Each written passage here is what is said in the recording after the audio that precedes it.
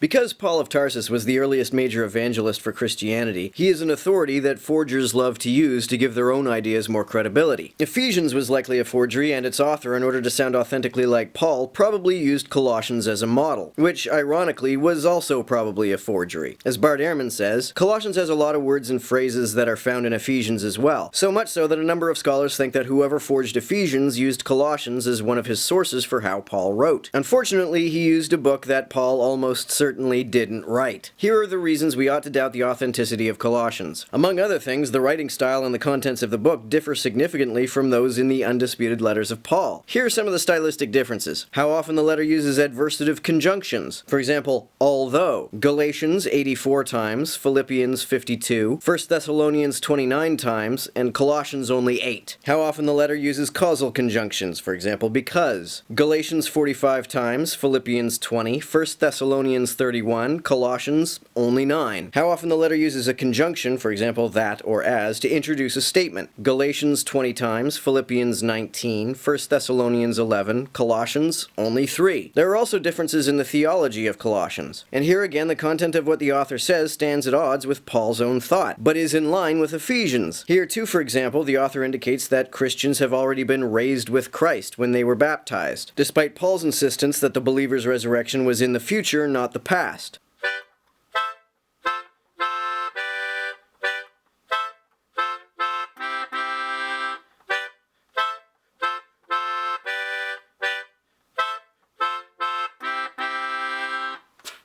And thanks again to everybody who helps me out on Patreon. That's much appreciated.